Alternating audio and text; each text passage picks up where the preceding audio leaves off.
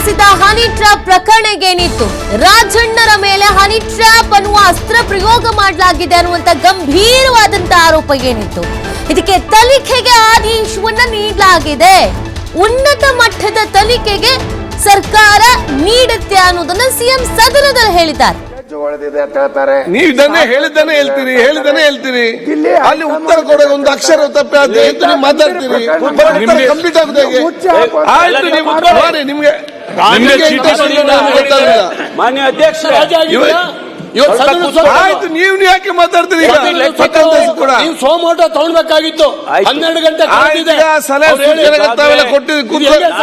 ಅವ್ರು ಮಾತಾಡ್ಲಿ, ಉತ್ತರ ಕೊಡ್ಲಿ. ಮಾನ್ಯ ಅಧ್ಯಕ್ಷರೇ, ನಾನು ಸದನದಲ್ಲಿ ಎಲ್ಲ ಸದಸ್ಯರಿಗೂ ಕೂಡ ಹೇಳಿ ನಾನು ತನಿಖೆಯನ್ನ ಮಾಡಿಸ್ತೇನೆ ಅಂತ ಹೇಳಿದ್ದೇನೆ. ನಾನು ಕಮಿಟ್ ಆಗಿದ್ದೇನೆ, ತನಿಖೆ ಮಾಡಿಸ್ತೇನೆ ಅಂತ. ಸ್ವಲ್ಪ ಅದಕ್ಕೆ ನಾನು ಮುಖ್ಯಮಂತ್ರಿಗಳ ಜೊತೆಯಲ್ಲಿ ಚರ್ಚೆ ಮಾಡಿ ಯಾವ ಹಂತ ಉನ್ನತ ಮಟ್ಟದ ತನಿಖೆ ಅಂತ ಹೇಳಿದ್ದೇನೆ.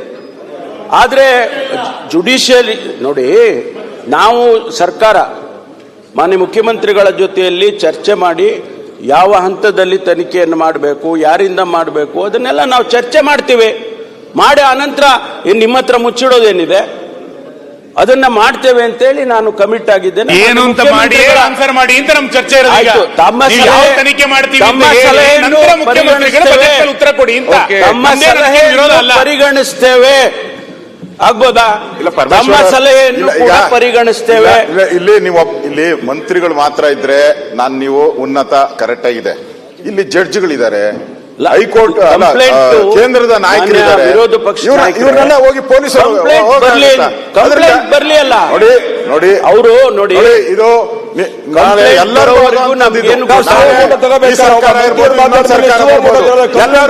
ಮುಖ್ಯಮಂತ್ರಿ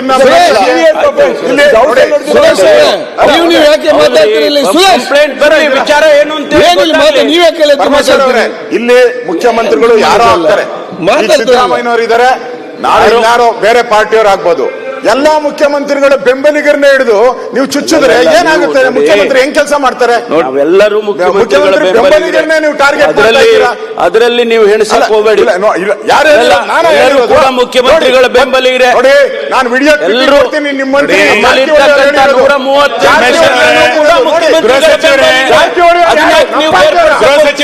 ನಿಮ್ಮ ಇಷ್ಟು ಅಸಹಾಯಕರಾಗಬಾರ್ದು.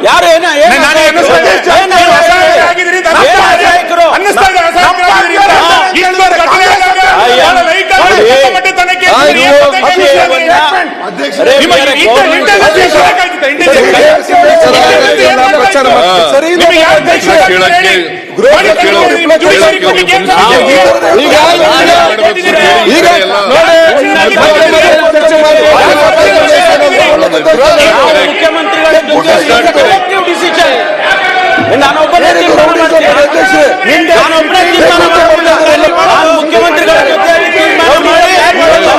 ತೀರ್ಮಾನ ಮಾಡ್ತೇವೆ.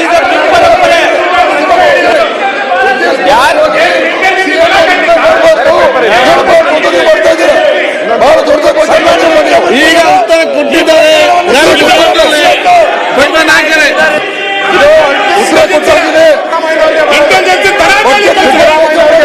ಅಲ್ಟಿಮೇಟ್ ಆಗಿ ಇಂಟೆನ್ಷನ್ ಬೇರೆ.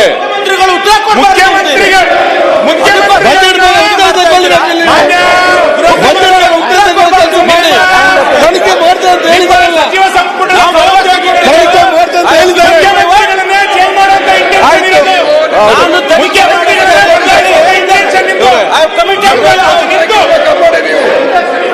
ನಿಮ್ಮ ಸದಸ್ಯರು ಬೇರೆ ಇದೆ ಅವ್ರದ್ದು. ನಿಮ್ಮ ಉದ್ದೇಶ ಬೇರೆ ಇದೆ. ನಿಮ್ಮ ಉದ್ದೇಶ ಮುಖ್ಯಮಂತ್ರಿಗಳು ಉತ್ತರ ಕೊಡಬಾರ್ದು ಅಂತ ಅದಕ್ಕಾಗಿ ನೀವು ಇದನ್ನ ಅಡ್ಡಪಡಿಸ್ತಾ ಉತ್ತರ ಕೊಡ್ಲಿ. ಅಧ್ಯಕ್ಷರೇ, ಕೊಡ್ಲಿಲ್ಲ ಕೇಳಿ ಅಥವಾ ವರ್ಕೌಟ್ ಮಾಡ್ರಿ.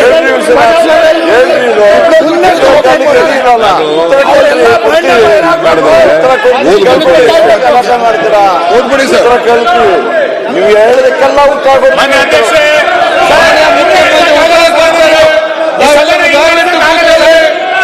ನಿಮಗೆ ಉತ್ತರ ಕೊಟ್ಟಿದ್ದಾರೆ. ಆಗಲ್ಲ.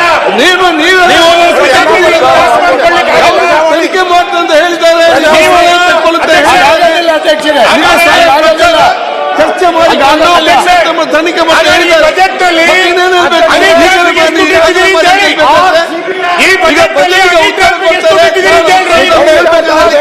ಅಧ್ಯಕ್ಷರೇ, ನಾನು ಉತ್ತರ ಕೊಡ್ತೀನಿ. ಅವ್ರಿಗೆ ಉತ್ತರ ಕೇಳಕ್ ತಯಾರಾಗಿಲ್ಲ. ಅವರ ಉದ್ದೇಶನೇ ಬೇರೆ ಇದೆ.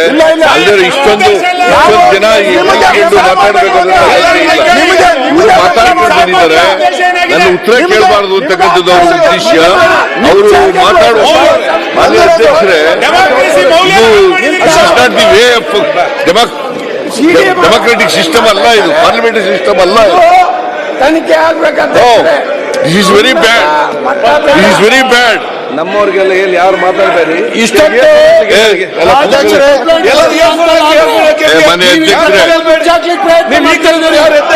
ನಾನು ಉತ್ತರ ಓದ್ಬಿಡ್ತೀನಿ. ಇವರು ಕೇಳಕ್ ಇಷ್ಟ ಇಲ್ಲ ಅಂತಂದ್ರೆ ಓದ್ತೀನಿ.